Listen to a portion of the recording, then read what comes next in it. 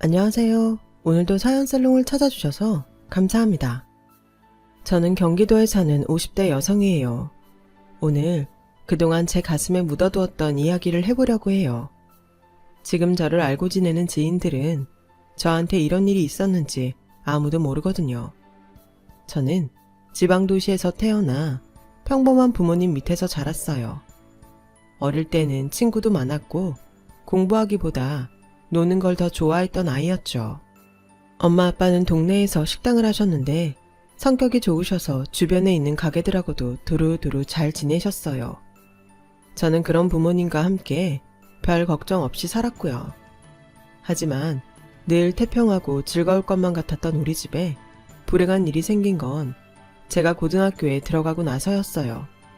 어느 날 어떤 아줌마가 와서 자기 남편이 여기서 밥을 먹고 식중독에 걸려서 병원에 입원해서 치료를 받고 있으니까 저희한테 병원비를 물어내라는 거였어요. 손님, 남편분이 아프신 건 정말 안타까운 일인데요. 우리 식당 음식이 상했으면 다른 손님들도 아파야 되는데 그날 저희 음식 먹고 아프다는 분이 없어요. 식중독은 다른 데서 걸린 거지 저희 식당이 아니에요. 아니 그럼 내가 지금 거짓말을 한다는 거예요? 여기서 밥을 먹고 와서 아프다고 하니까 여기로 왔지. 이 아줌마가 어디서 사람 속이려 들어. 내가 이런 거지 같은 식당에서 밥 먹는다고 할 때부터 무슨 병 걸릴 거라고 했는데 죽어도 내 말 안 듣고 여기가 무슨 동네 맛집이라고 와서 그렇게 처먹더니 저러고 병원에 있는데 여기서는 날 무슨 사기꾼 취급하네? 못 사는 인간들은 왜 다 이 모양이야? 얼른 병원비 내놔. 안 그러면 나이 식당 고발하고 정식으로 조사받게 할 거니까 그런 줄 알아. 라며 엄마 머리채를 잡고 고래고래 소리를 지르는 거 아니겠어요? 아줌마, 왜 남의 엄마한테 손 찍어보라고 그래요? 아줌마의 말로 경찰서 가고 싶으세요? 영업 방해한다고 신고할 거예요. 라며 내가 화가 나서 아줌마를 떼어놓았고 아줌마는 두고 보자면서 씩씩대며 나가더니 정말 저의 식당을 보건법 위반으로 신고했어요. 부모님은 아무것도 잘못한 것이 없는데 괜히 조사를 받게 됐고 그 바람에 우리 식당은 상한 음식을 줬다는 소문에 휩싸여 손님이 줄게 됐죠. 평생을 선하게만 사시던 부모님은 그날 일에 충격을 받으셨어요. 엄마는 며칠을 알아누웠고 아빠는 손님 없는 식당 밖에 나와서 먼 하늘을 보며 한숨만 쉬었죠. 그 아줌마는 동네에 새로 생긴 아파트 단지에 이사 왔다고 하더라고요. 그래서인지 동네 가게들을 무척이나 무시하고 깔봤어요. 그때부터 이상하게 식당 운영이 잘 안 되기 시작했어요. 제일 큰 이유는 아빠가 힘들어하시며 주방을 자꾸 비우셔서 그랬던 것 같아요.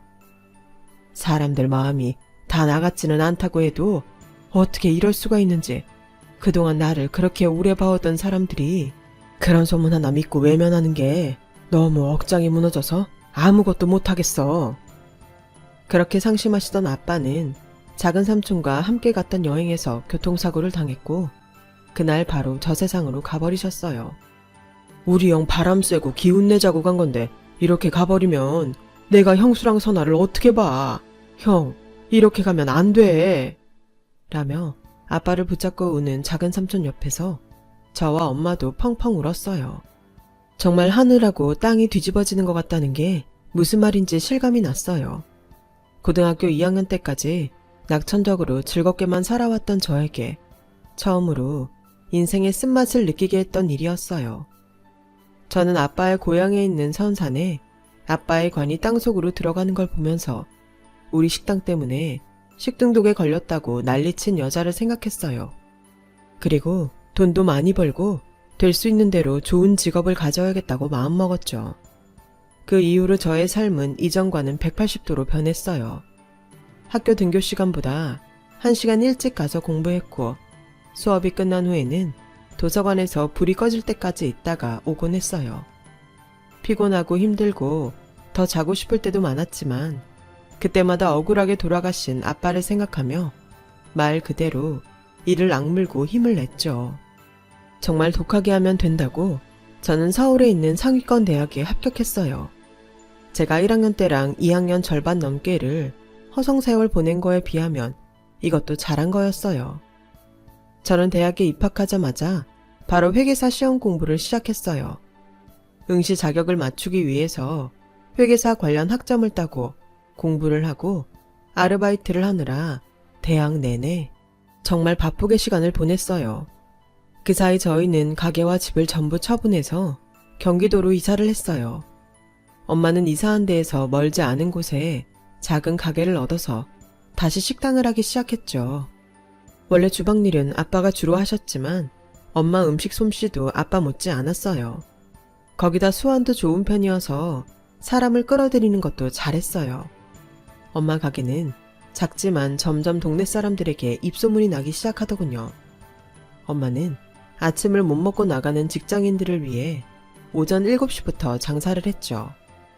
저는 대학 졸업 전에 회계사 시험을 보았고 여름방학 내내 2차 합격자 발표를 기다리며 엄마 식당 일을 도왔어요.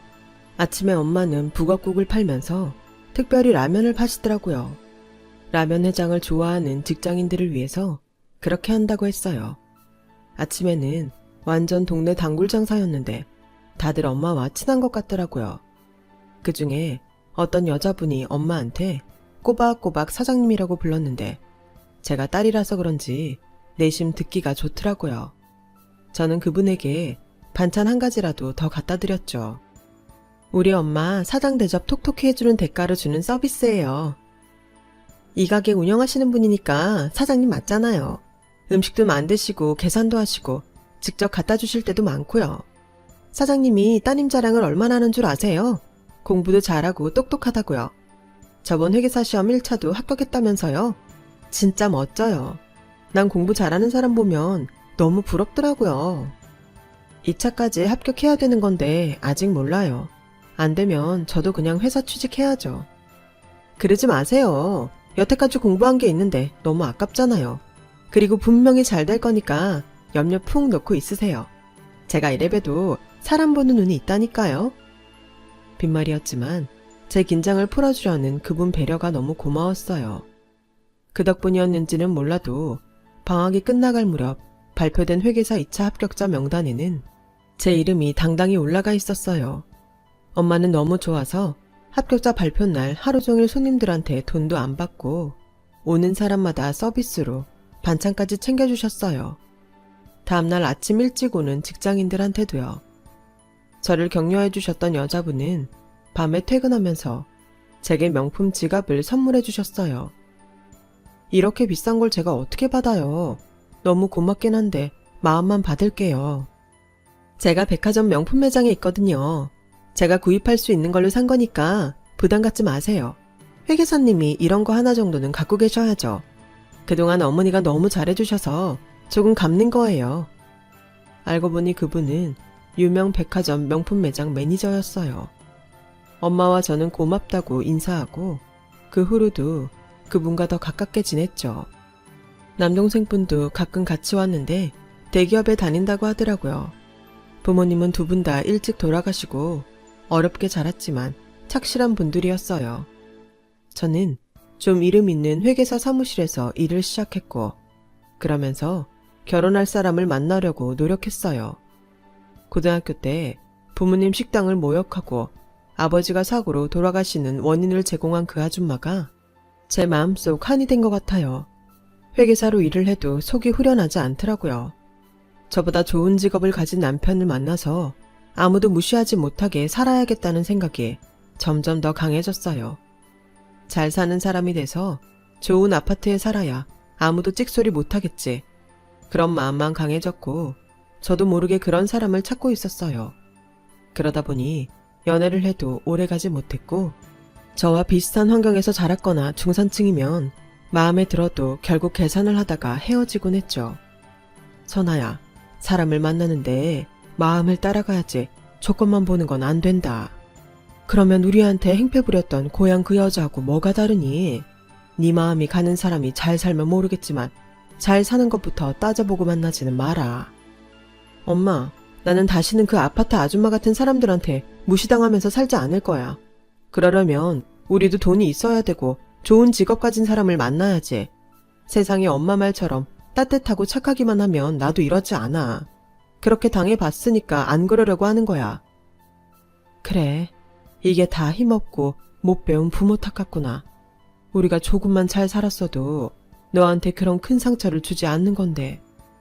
이게 왜 또 엄마 아빠 탓이야. 절대 그렇지 않아. 세상이 그런 거고 어쩔 수 없는 거야. 제발 그러지 마. 라며 한숨 쉬며 자책하는 엄마를 달래려고 애썼어요. 제가 조건을 만들어 놓고 사람을 만나려고 하다 보니 주변에서 자연스럽게 만나기는 굉장히 어렵더라고요. 그렇게 시간이 한 해에 두 해 지나갔고 어느덧 나이가 30이 넘어갔어요. 엄마는 제가 결혼을 안 한다고 걱정이 많았죠. 저는 더 큰 회계법인에서 일자리 제의가 와서 그쪽으로 옮겼어요. 엄마, 나 전에 다니던 데보다 더 좋은 직장에 갔으니까 진짜 내가 만나고 싶은 사람 찾을 수 있을 거야. 그래, 네 마음이 그렇다는데 나도 더 이상 뭐라고 할 말이 없구나. 엄마야말로 이제 식당 그만해. 다리도 아프고 힘들다면서 왜 계속 하는데? 나 이제 돈 잘 벌잖아. 다리야, 내가 구부렸다 폈다 열심히 하고 물리치료 받으면 금방 괜찮아져. 일이라는 게 그렇게 쉽게 손이 떼지는 건지 알아? 그래도 이 식당으로 우리 식구 먹고 살았잖아. 나한테는 귀한 내 직업이야. 아침마다 내가 차려주는 북엇국이랑 라면 기다리는 애들은 어떡하고. 네가 정 불편하면 아침 장사만 할 테니까 그만두라고만 하지 마. 저는 엄마가 가난했던 기억이 지긋지긋해서라도 당장 때려칠 줄 알았는데 우리를 먹고 살게 해준 거라며 식당 일을 좋아하시는 엄마가 의외였어요. 그 무렵 저에게 모르는 아줌마한테서 불쑥 전화가 왔어요. 내가 상류층하고 직업 좋은 사람들 연결해주는 사람인데 마침 이선아 씨 이력서를 내가 받아서 이렇게 전화했어요. 괜찮은 사람 있는데 어디 한번 만나볼래요? 글쎄요. 너무 갑작스러워서 당황스럽네요.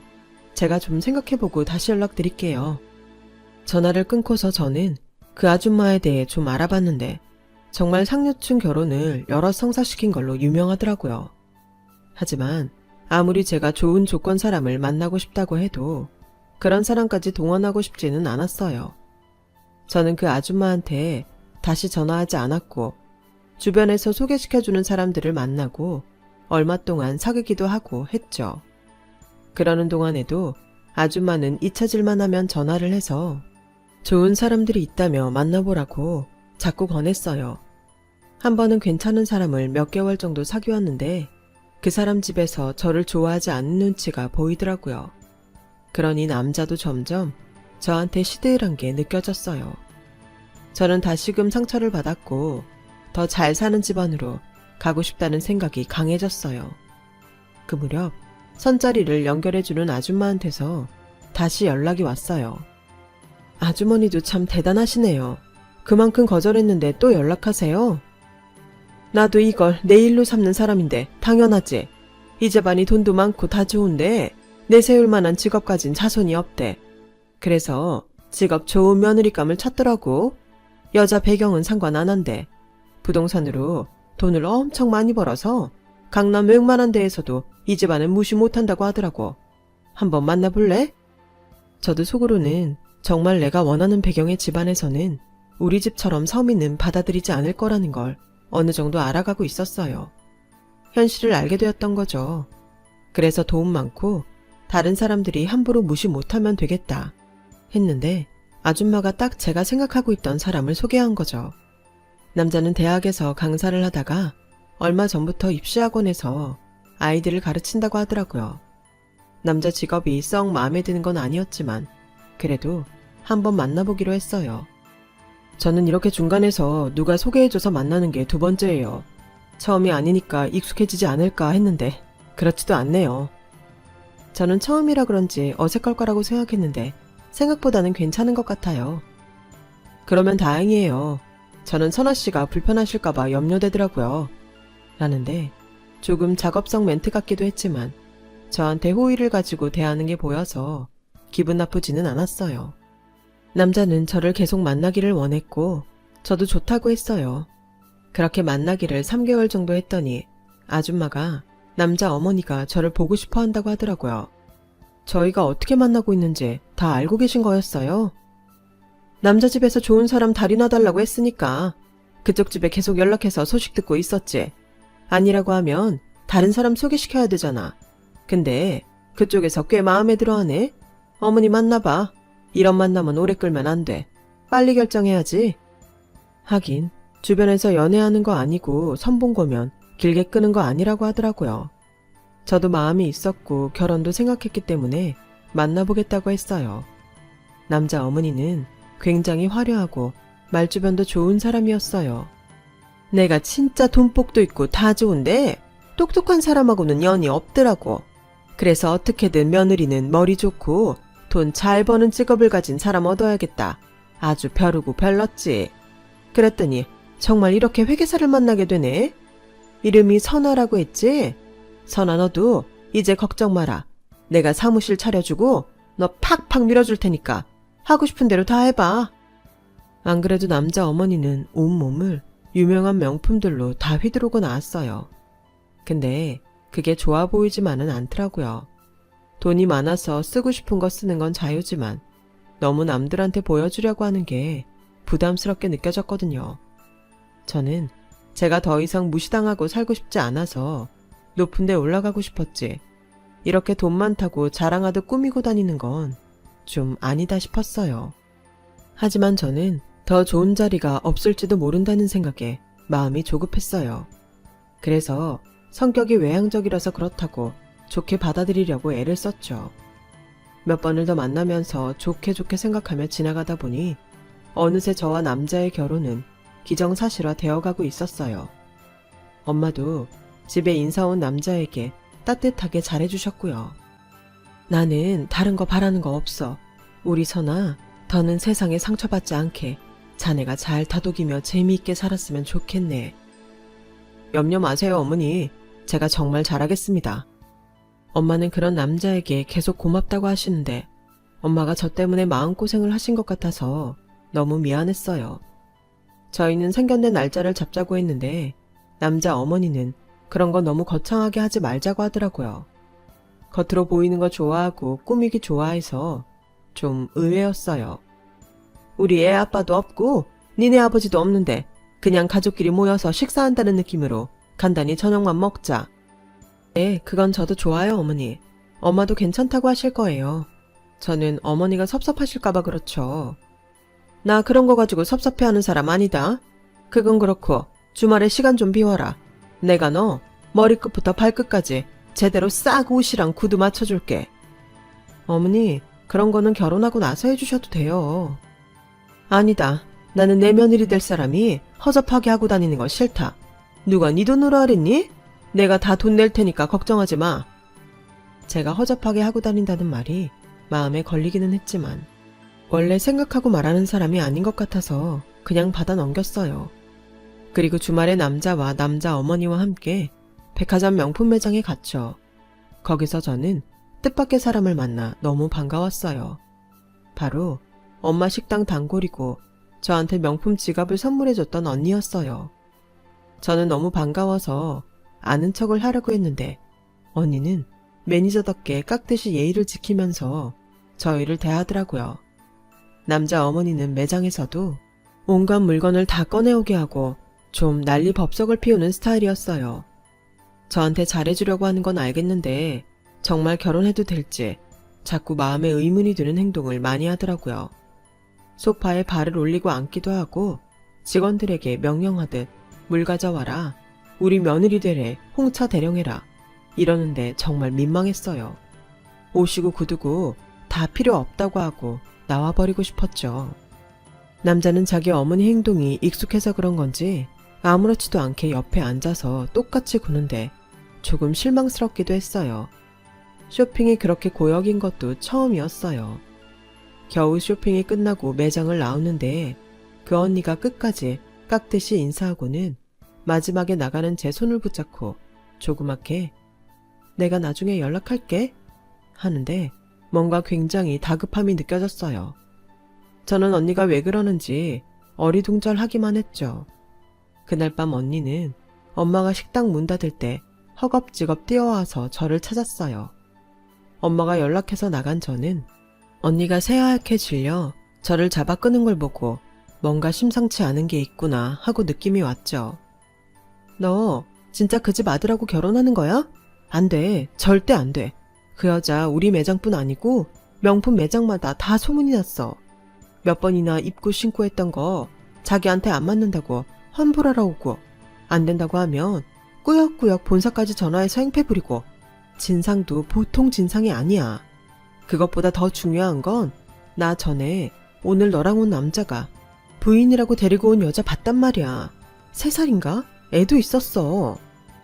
언니, 그게 진짜예요? 정말 부인도 있고 아이도 있는 거 확신할 수 있어요? 그런 게 아니면 내가 이렇게 끝나자마자 미친 듯이 뛰어나왔겠어? 네가 어떻게 공부하고 지금까지 왔는지 내가 잘 아는데 그런 사람하고 결혼하면 안 되잖아. 나 그럼 니네 엄마 가게 다시는 못 가. 니네 엄마가 우리한테 얼마나 잘해주시는데 네가 사기 결혼하는 거 알면서도 가만히 있으면 사람도 아니지. 언니는 정말 쉬지 않고 한꺼번에 말을 내뱉고는 가쁘게 숨을 내쉬더라고요. 언니 말로는 그 집이 돈이 많은 건 맞는데 거짓말도 잘하고 남 등치는 짓도 잘한다는 얘기를 많이 들었다고 하더라고요. 워낙 진상짓을 많이 해서 한 번은 본사에서 조사까지 했었다고요. 오늘도 못 들어오게 하려다가 제가 있는 걸 보고 그냥 받아줬다고 하네요. 저는 그날 밤새 잠 한 잠 못 자면서 고민을 하며 이것저것 계획을 세웠어요. 그리고 며칠 후에 저랑 엄마랑 남자, 그리고 남자 어머니랑 같이 저녁 식사할 곳을 예약했어요. 꽤 비싼 한정식집을 예약했다며 제가 다 내겠다고 하니 남자 어머니는 저한테 안목이 있다며 굉장히 좋아하더라고요. 두 집이 저녁을 먹는 날, 남자와 남자 어머니는 나란히 온갖 명품 상표가 찍혀있는 옷을 입고 나왔어요. 엄마는 아무 말 없이 그런 두 사람을 쳐다보기만 했죠. 따님을 참 똑똑하게 키우셔서 얼마나 보람 있으세요? 돈 없는데 애라도 잘 됐으니 정말 다행이시죠? 라며 생각 없는 말에 엄마는 아무 대답도 안 하시더군요. 저는 잠깐 밖에 좀 나갔다 오겠다고 하고 자리를 비웠어요. 그리고 돌아왔더니 자기 아들이 너무 순진하고 여자도 모르고 자랐다는 얘기를 늘어놓고 있더군요. 어머니, 저희가 여자도 모르고 자라서 저 같은 사람 숨겨놓은 건가요? 라는 말에 남자와 남자 어머니가 깜짝 놀라서 그 자리에서 일어났어요. 제가 밖에 나가서 기다리고 있던 남자 부인과 아들을 데리고 들어왔거든요. 아니, 네가 어떻게 여기까지? 여기가 어디라고 감히? 어디긴요. 어머니 아들, 저 남자 또 결혼하려고 멀쩡한 아가씨한테 사기치는 자리잖아요. 무슨 그런 말이 있니? 너랑 우리 선웅이는 끝났잖아. 내가 너는 따로 나가 살려고 했으면 그게 끝난 거지. 저기 선아야, 사부인, 이거 다 오해예요. 쟤 껌딱지처럼 우리 애 붙잡고 안 놓아주는 거라고요. 맞아요, 장모님. 정말 저 억울해요. 선아야, 진짜 오해야. 뭐가 오해인데? 아들까지 이렇게 있고 예전부터 저 여자랑 살았는데 혼인신고만 안 하면 다인 줄 알아? 어디서 사기를 치려고 들어? 라고 제가 말을 끝내자마자 엄마가 자리에서 일어나 그 앞에 있던 물김치 그릇을 두 사람에게 확 부어버렸어요. 어디서 감히 남의 딸 인생을 망치려고. 돈 있는 것들은 그렇게 살아도 돼? 제발 좀 인간이 되라 이것들아. 라고 소리를 버럭 질렀고 놀라서 뒤로 자빠진 남자와 남자 어머니를 두고 저와 엄마는 그 자리를 빠져나왔어요. 저는 언니에게 그 말을 듣고 흥신소를 찾아가 여자를 찾았어요. 그 여자는 대학 1학년 순진하던 때에 그 남자의 입빨린 말에 넘어가서 그 집에서 도우미처럼 갖은 일을 다 하며 살았다고 해요. 그런데 여자가 직업이 별로고 집안도 안 좋다고 그렇게 무시를 하더니 자기네는 직업 좋은 며느리를 봐야겠다며 일방적으로 아들까지 내쫓았다네요. 알고 보니 그 남자가 입에 발린 말로 이 여자 저 여자 바람도 많이 폈대요. 여자는 남자 어머니가 나중에 아들 낳으면 혼인신고 해준다는 말만 믿고 아들까지 낳았는데 이렇게 됐다며 나 아니었으면 결혼하는 것도 몰랐대요. 저는 이 집을 소개해준 아줌마한테도 전화로 한바탕 하고 다시 연락하면 사기죄로 고발할 거라고 큰 소리를 쳤죠. 그랬더니 다시는 연락을 안 하겠다고 미안하다고 하며 전화를 끊었어요. 저는 돈 많은 거 좋은 집안인 거 따지다가 이렇게 벌 받는구나 그렇게 생각했고요. 만약에 그런 집안들이 저를 싫다고 한다면 안 하는 게 맞는 거겠죠. 그렇게 생각했더니 다른 사람들이 눈에 들어오더라고요. 저는 오랫동안 제 뒤에서 저를 지켜봐온 좋은 남자와 결혼을 하게 됐어요. 바로 저에게 그 남자 집이 어떤 사람들인지 알려준 언니 동생이었어요. 저와 동갑인데 훨씬 어른스럽고 속도 깊고 좋은 사람이에요. 올해가 바로 저와 남편이 결혼한 지 20년째랍니다. 저는 살면서 좋은 집안은 제가 만들어가는 거라는 걸 깨달았어요. 또 저희 부모님도 결코 잘못 사신 게 아니라는 것도요. 잘못됐다면 돈 좀 있고 실력 좀 있다고 다른 사람 우습게 하는 그런 사람들이죠. 제 얘기는 여기까지예요.